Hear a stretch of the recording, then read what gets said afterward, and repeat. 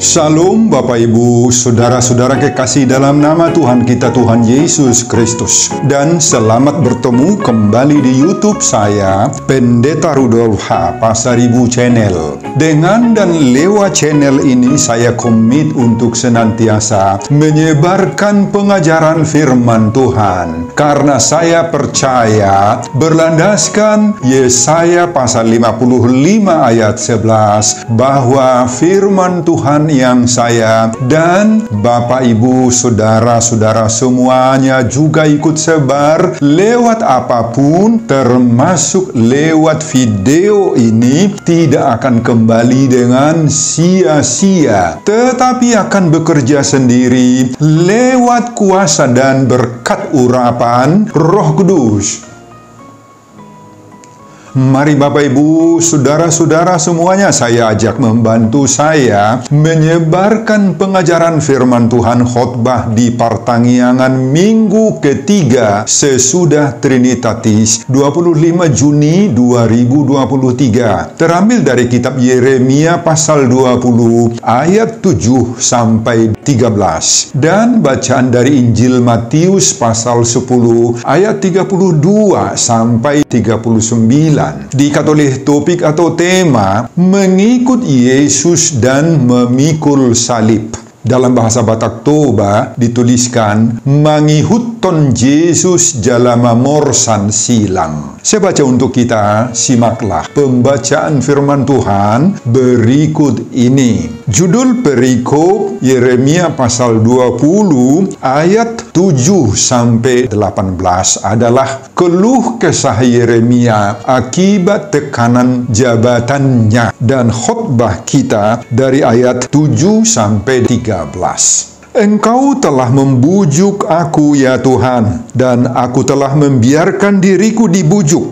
Engkau terlalu kuat bagiku, dan engkau menundukkan aku. Aku telah menjadi tertawaan sepanjang hari. Semuanya mereka mengolok-olokkan aku, sebab setiap kali aku berbicara, terpaksa aku berteriak, terpaksa berseru kelaliman, aniaya. Sebab firman Tuhan telah menjadi cela dan cemooh bagiku sepanjang hari. Tetapi apabila aku berpikir, aku tidak mau mengingat dia dan tidak mau mengucapkan firman lagi demi namanya, maka dalam hatiku ada sesuatu yang seperti api yang menyala-nyala, terkurung dalam tulang-tulangku. Aku berlelah-lelah untuk menahannya, tetapi aku tidak sanggup. Aku telah mendengar bisikan banyak orang. Kegentaran datang dari segala jurusan. Adukanlah dia. Kita mau mengadukan dia. Semua orang sahabat karibku mengintai apakah aku tersandung jatuh.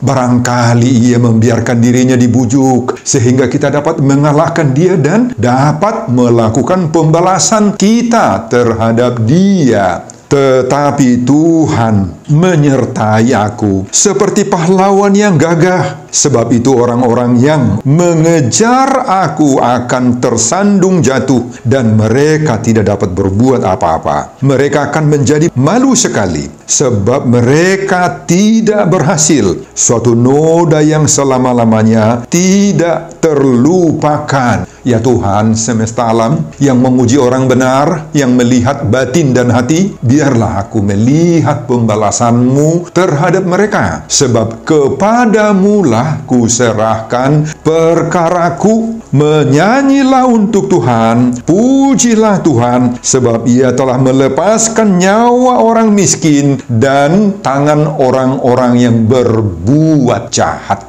Bapak, Ibu, dan saudara-saudara, demikianlah nats khotbah kita di pertanggiangan minggu ketiga sesudah Trinitatis 25 Juni 2023, dihubungkan dengan topik minggu mengikut Yesus dan memikul salib. Mangihutto Yesus jala mamorsan silang. Saudara, Yeremia dipanggil Tuhan menjadi nabi pada usia yang sangat-sangat muda sekali, sebagaimana pasal 1 ayat 6. Itu sebabnya tidak heran apabila Yeremia menolak panggilan Tuhan menjadi nabi dengan berbagai alasan dan dalih. Pertama-tama dia katakan, "Oh Tuhan, aku ini tidak pandai berbicara." Yeremia sadar betul bahwa profesi sebagai nabi atau pengkhotbah sangat-sangat membutuhkan syarat utama, yakni kearifan berbicara. Kemudian alasan kedua Yeremia untuk menolak panggilan Tuhan menjadi nabi itu adalah, "Aku ini masih muda." Artinya, Yeremia mengakui dan sangat menyadari bahwa pengalamannya tidak ada. Bagi orang Israel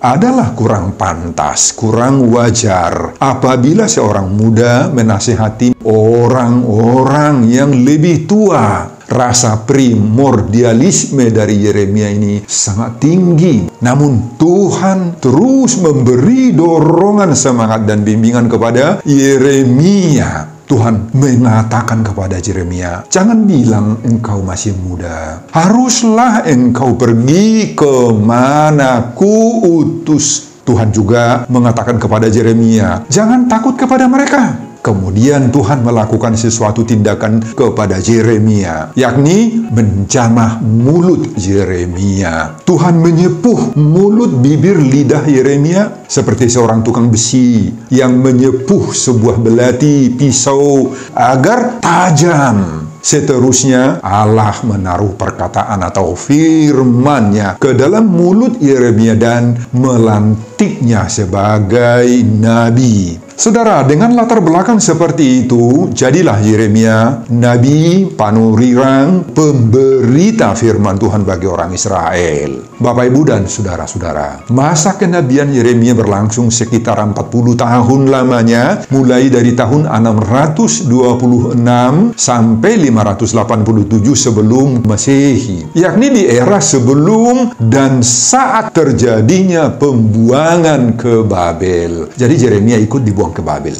Masa-masa ini adalah masa-masa yang sangat suram. Suram dalam kehidupan keberagaman, suram dalam bidang moralitas, dan bahkan dalam bidang politik, dalam hal agama atau kerohanian. Bangsa Israel sudah tiba pada puncak kerusakan nilai-nilai agama, kerusakan doa dan ibadah. Pada Yeremia pasal 2 ayat 5 dikatakan bahwa orang Israel sudah menjauh dari Tuhan. Mereka sudah mengikuti dewa-dewi sekitar. Pada Yeremia pasal 2 ayat 8, para imam-imam atau para pelayan di bait Allah itu tidak lagi mencari Tuhan, tidak lagi berperan sebagai gembala yang baik, sudah durhaka kepada Tuhan. Dalam hal moral atau mental, Tuhan menggambarkan orang Israel ini seperti pohon yang berbau busuk. Kemudian digambarkan oleh Tuhan lagi seperti pohon anggur liar. Juga Tuhan menggambarkan mereka yang terus bernoda, kotor terus selamanya, walaupun dicuci dengan sabun, terus kotor. Nah, semua ini menyebabkan kebencian bagi Tuhan. Dan dalam keadaan masyarakat Israel yang sangat dibenci oleh Tuhan seperti inilah, tidak mungkin Yeremia tidak menegur, tidak mencela, mengkritik, dan tidak menyatakan kesalahan bangsa Israel itu. Yeremia harus pergi menyatakan apa pesan Tuhan terhadap mereka, yakni bukan lagi hanya sekedar panggilan untuk bertobat, tetapi di samping panggilan untuk bertobat juga ancaman, dan ini yang lebih berat. Firman yang berisi penghukuman bangsa Israel, itulah pokok atau pesan yang dibawakan oleh Yeremia kepada orang Israel. Yeremia menyampaikan rencana Allah untuk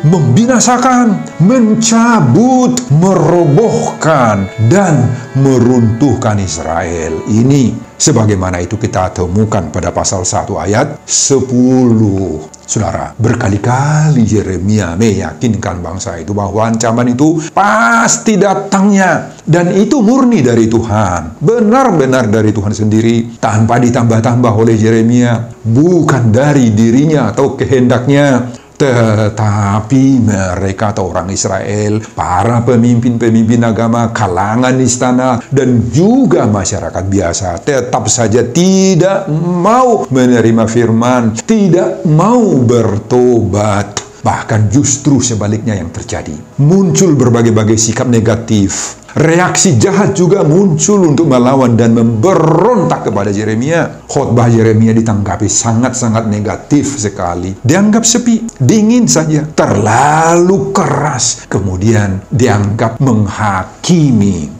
Nah, apa yang terjadi selanjutnya? Yeremia mengalami perlakuan kasar, bahkan kekerasan, penganiayaan fisik, menderita berat, Bapak Ibu. Dia ditangkap, dianiaya, dipukuli, dan dipasung di pintu gerbang. Oh, siapa pelakunya? Ternyata seorang kepala imam, pasyur, dan juga para pekerja bait Allah. Mereka-mereka itu semua adalah teman sejawat sebenarnya, pemberita firman sebenarnya, para hamba-hamba Tuhan, teman-teman sama-sama pelayan di bait Allah sebenarnya dengan Yeremia. Saudara, dalam nats khotbah kita ini pasal 20, Yeremia begitu stres, mengeluh, menangis, menjerit. Kenapa? Yeremia sudah melayani Tuhan sepenuh hatinya, sungguh-sungguh dedicated, sudah bekerja keras sesuai dengan panggilan Tuhan. Tetapi dia mengalami tekanan-tekanan berat, perlakuan keji. Penderitaan dalam pelayanan itu mendorong Yeremia untuk berhenti memberitakan firman. Ayat 9.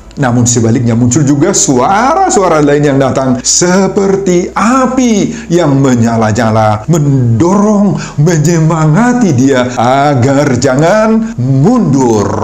Api Roh Kudus terus menyala-nyala dalam hati, dalam tulang-tulang daripada Yeremia, sehingga memberi topangan agar Yeremia itu kuat, bersemangat untuk melayani Tuhan. Meski harus mengalami cemooh, celaan, sungut-sungut dari jemaat yang mendengar firman-Nya atau khotbah yang dibawakannya. Hatinya sekarang menjadi tegar, Bapak Ibu, menjadi segar, menjadi bugar, bersikukuh untuk melayani Tuhan, tidak lagi mau meninggalkan pelayanannya. Dia merasakan pendampingan Tuhan, meski situasi pelayanannya tidak menyenangkan, tidak damai sejahtera. Malahan pada ayat 11, Yeremia bersaksi dengan indah sekali, tetapi Tuhan menyertai aku seperti pahlawan yang gagah. Sebab itu orang-orang yang mengejar aku akan tersandung jatuh, dan mereka tidak dapat berbuat apa-apa.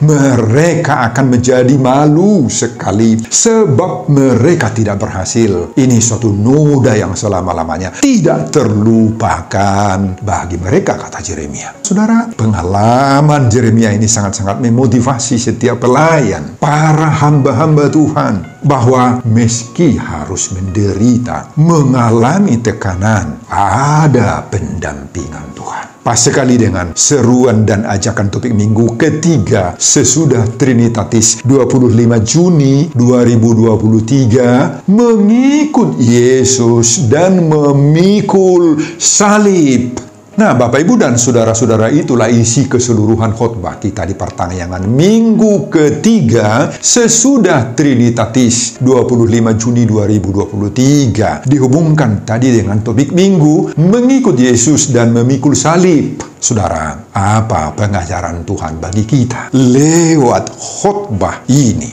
Pengajaran pertama, hamba Tuhan harus siap menyampaikan kebenaran apapun resikonya. Saudara, pengalaman Yeremia ini memberi inspirasi dan motivasi kuat bagi setiap orang yang dengan jujur, dengan setia, dengan penuh dedikasi melayani Tuhan. Saudara, sebelum saya melanjutkan, bahwa apabila saya mengatakan di sini melayani Tuhan, Maka panggilan untuk melayani Tuhan itu bukan hanya saya tujukan kepada para pekerja gereja, para pemangku jabatan atau tohonan seperti pendeta, sintua, bibelfro, guru Injil, dan lain-lain. Tetapi sebutan melayani Tuhan di sini saya tujukan kepada semua kita, baik pekerja gereja maupun para pekerja, para pelayan, para pemangku jabatan-jabatan di tengah-tengah masyarakat, di tengah-tengah pemerintahan, sebagai buruh, sebagai pekerja swasta, sebagai pekerja di pemerintahan, di lembaga-lembaga, dan lain-lain. Semua mereka atau semua kita adalah pelayan Tuhan. Nah, untuk semua kita, ketika kita melakukan pelayanan kita itu dengan baik, dengan jujur, dengan sepenuh hati, penuh dengan dedikasi atau dedicated, dari kesungguhan hati yang terdalam kita, maka ingatlah, tidak semua orang di sekitar kita itu yang dengan senang hati mau mendukung, mau menopang kita. Kalau kita seorang pemberita firman, pengkhotbah di gereja, maka tidak semua orang yang mengaminkan khotbah kita itu. Banyak yang bersungut-sungut, yang menganggap khotbah kita itu asal ada. Bahkan ada yang mengatakan tidak punya roh dan martodi katanya. Ada lagi yang bilang, oh khotbahnya itu abal-abal dan sebagainya. Kalau kita melayani di berbagai-bagai jenis pekerjaan di tengah-tengah masyarakat, di tengah-tengah lembaga, baik lembaga pemerintah maupun swasta, maka ketika kita sudah berusaha berbuat sungguh-sungguh dari hati kita yang terdalam, dan kebenaran-kebenaran yang kita tahu pun sudah kita sampaikan, maka banyak yang membenci kita. Apalagi di saat kita diajak untuk bermain menggunakan jabatan kita, dan kita tidak mau mengikuti pola hidup, pola kerja mereka yang menurut kita tidak pantas, tidak etis, itu merusak moral dan iman kita sehingga kita tolak, maka kita sering menjadi korban. Bahkan justru sebaliknya, kita yang diejek, kita yang dilecehkan, dipermalukan Bapak Ibu dengan berbagai-bagai cara. Akibatnya banyak orang yang takut melakukan, menyerukan, mengkhotbahkan kebenaran, dan mereka akhirnya menjadi diam saja. Merukil dojol mamadok maning mengulahon nati kos. Merukil, banyak tantangannya. Saudara, khotbah ini sekarang mendorong kita jangan ragu-ragu mengerjakan, menyampaikan, melakukan kebenaran, meniru Yeremia dalam khotbah ini. Kita harus siap menyampaikan, menyerukan, melaksanakan setiap kebenaran-kebenaran, mulai dari hal-hal yang terkecil hingga hal-hal yang sangat-sangat penting. Apapun resiko, konsekuensi yang harus kita hadapi, lakukan itu sepenuh hati. Amin Bapak Ibu. Dengan demikian kita sudah mau mengikut Yesus dan memikul salib sebagaimana seruan topik minggu ketiga sesudah Trinitatis 25 Juni 2023. Apapun resikonya, pengejaran yang kedua, hamba Tuhan tidak boleh mundur dari pelayanan. Saudara, setelah ternyata reaksi dan respon masyarakat dan pemimpin di Bait Allah, para pemangku jabatan atau imam-imam tidak mendukung Yeremia, justru sebaliknya membenci, merasa sinis, menolak dan bahkan memfitnah serta mencelakai Yeremia. Terus terang, Yeremia sungguh kecewa. Dan seperti ungkapan bahasa Batak Toba yang mengatakan, tarhirim si Yeremia. Yeremia begitu terpukul, Yeremia begitu bergumul, begitu menderita, sampai menangis. Sampai-sampai ada suara yang ada dalam hati Yeremia itu mendorong dia agar mundur saja, agar berhenti saja, bahkan mau melupakan Tuhan saja. Pada ayat 9 ditulis, aku tidak mau mengingat dia, Allah maksudnya, dan tidak mau mengucapkan firman lagi demi namanya. Namun suara Roh Kudus jauh lebih kuat dan membakar semangatnya, membakar hatinya, membakar tulang-tulangnya untuk terus maju memberitakan firman apapun resikonya. Saudara, sering sekali pengalaman kerja yang pahit seperti itu membuat idealisme rohani kita menjadi rusak, menjadi lemah, har-har dalam bahasa Batak Toba. Dan bahkan mendorong kita juga agar berontak kepada Tuhan, mengkhianat kepada Tuhan, kepada tohonan ataupun jabatan yang kita sedang sandang, untuk tidak mau lagi menegakkan kebenaran. Semua itu menyebabkan kita menjadi stres, membuat kita hampir-hampir bingung, tidak tahu mau lakukan apa kita. Semangat kita menjadi pudar. Akhirnya kita menjadi diam 1000 bahasa, Bapak Ibu. Dan bahkan hingga ada keinginan kita juga mundur, tarik diri dari pelayanan, dari calon sintua, dari partohonan, dari pekerjaan sehari-hari, dalam jabatan-jabatan kita. Berhenti saja dari tugas yang diberikan kepada kita. Oh, penderitaan lewat ketidaknyamanan atau problema kerja seperti ini, Bapak Ibu, sering sekali mengendorkan semangat, mengendorkan produktivitas kerja kita, membuyarkan, meruntuhkan idealisme dan pengabdian atau pelayanan kita. Teror-teror yang kita hadapi itu semua sangat-sangat melunturkan, mengaburkan, membuyarkan patriotisme pelayanan kita. Dan pada akhirnya tidak sedikit orang yang putus asa, yang madeli, Bapak Ibu, yang tarik diri atau membuat kebijakan-kebijakan yang nyata kurang bijak, dan itu merusak masa depan dia. Saudara, makanya hati-hatilah. Jangan sampai hal itu terjadi pada diri kita semua pendengar khotbah ini. Pengalaman Yeremia ini harus memberi kita kesadaran yang berharga dan akan membangkitkan semangat baru bagi kita untuk terus tekun. Jangan terpengaruh, jangan mundur. Jadikan semua itu menjadi titik awal untuk go to next level. Naik ke jenjang berikutnya. Semua orang pasti menghadapi hal-hal seperti itu. Tetapi kita harus mau berlindung pada kuasa Tuhan. Itulah konsekuensi dari mengikut Yesus dan memikul salib. Sebagaimana seruan topik minggu ketiga sesudah Trinitatis. Amin, Bapak Ibu dan saudara-saudara. Pengajaran yang ketiga, pelihara kerjasama yang baik sesama pelayan. Saudara, golongan dan kelompok imam di bait Allah lah yang pertama dan utama yang membenci kehadiran Yeremia. Yang dalam hal ini disebut namanya pasyur, seorang imam kepala. Mereka inilah yang memukul, yang memasung Yeremia itu di pintu gerbang. Mereka sangat iri, cemburu terhadap Yeremia. Karena Yeremia sudah mulai populer, bahkan lebih populer dari imam pasyur dan pekerja-pekerja bait Allah lainnya. Saudara, pengalaman Yeremia ini sungguh-sungguh menjadi pelajaran berharga bagi kita semuanya. Baik pelayan gereja maupun pekerja-pekerja di bidang-bidang yang lain yang juga pasti menghadapi tantangan dari jemaat, tantangan dari masyarakat, tantangan dari teman-teman seprofesi kita. Nah, dalam menjalankan tugas-tugas, kita sering sekali tidak satu pikiran dengan mereka. Kita selalu bentrok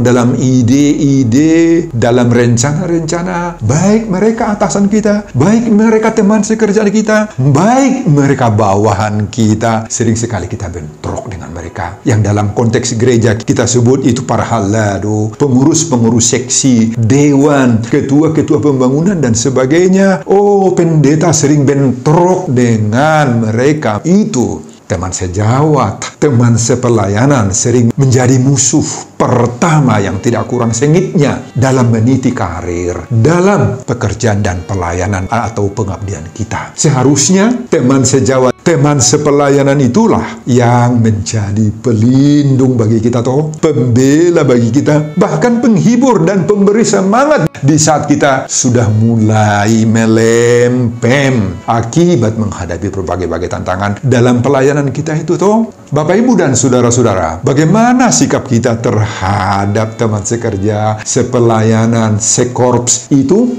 Mampukah kita menjadi teman yang sungguh-sungguh baik, berguna, haposan atau dipercaya oleh teman-teman kita yang lain? Baik sebagai atasan kita, bawahan kita, atau sama-sama pekerjaan? Apakah kita saling mempercayai, saling menghargai, saling mendukung, saling menolong, Bapak Ibu? Nah, ini pertanyaan bagi kita. Melihat pengalaman Yeremia yang begitu sedih ini, akibat teman sepelayanannya, maka jauhkanlah sikap iri, sikap cemburu kepada teman sekerja. Tetapi, dukunglah, topanglah, dan semangatilah teman sekerjamu itu, apalagi atasanmu, dan juga bawahanmu. untuk melakukan yang terbaik agar tercipta suasana kerja yang penuh damai sejahtera dan hasil kerja yang maksimal. Amin, Bapak, Ibu, dan saudara-saudara. Pengajaran yang keempat, hamba Tuhan yang setia pasti dijagai, dipelihara, dan diberkati oleh Tuhan. Inilah yang menjamin suasana damai sejahtera bagi setiap insan, pekerja, pelayan dalam semua bidang, yakni adanya keyakinan bahwa kita senantiasa dijagai, dipelihara, dan diberkati oleh Tuhan. Kalau kepercayaan seperti ini sudah hidup di dalam diri pekerja, di dalam diri Bapak, Ibu, dan saudara-saudara, dalam diri pelayan, maka seberat apapun masalah yang kita hadapi akan mampu kita lalui dengan penuh damai sejahtera dan akan berhasil sebagai pekerja atau pelayan-pelayan yang dedicated. Itu kesaksian Yeremia juga dalam ayat 11. Tetapi Tuhan menyertai aku seperti pahlawan yang gagah. Sebab itu orang-orang yang mengejar aku akan tersandung jatuh dan mereka tidak dapat berbuat apa-apa. Oh Bapak, Ibu, dan saudara-saudara, inilah kunci keberhasilan seorang pelayan, seorang pekerja, para hamba-hamba Tuhan dalam segala bidang kehidupan, yakni harus memiliki kepercayaan kepada Tuhan. Dalam bahasa Batak, posni roha, iko marhapo satu dia Batak. Ini kunci yang utama, Bapak, Ibu. Seorang pelayan akan berhasil melewati berbagai-bagai tantangan dalam pelayanannya apabila menggunakan senjata paling ampuh itu, yakni bersandar pada Tuhan. Percaya akan firman Tuhan dan membangun relasi yang baik dengan Tuhan dan tidak mau mengandalkan sepenuhnya dirinya, otaknya, kemampuannya, ilmu pengetahuan, gelar yang disandangnya, yang dimilikinya, meskipun itu sungguh-sungguh membantu kita tentunya. Kalau kita mundur, erosi posni roha tu debata itu akan membawa malapetaka. Kita akan mengalami berbagai-bagai kelemahan, kekurangan, dan mundur, Bapak, Ibu. Hal ini sudah dibuktikan sendiri oleh Yeremia pada ayat 11b sampai ayat 13 tadi. Ketika semua lawan-lawannya tunduk kepada Tuhan dan malu, makanya dia bergembira. Dia bernyanyi memuji Tuhan karena pekerjaan dan pelayanannya selalu diberkati oleh Tuhan. Makanya Bapak, Ibu, marilah kita senantiasa mempedomani seruan topik minggu ketiga sesudah Trinitatis 25 Juni 2023 ini, mengikut Yesus dan memikul salib.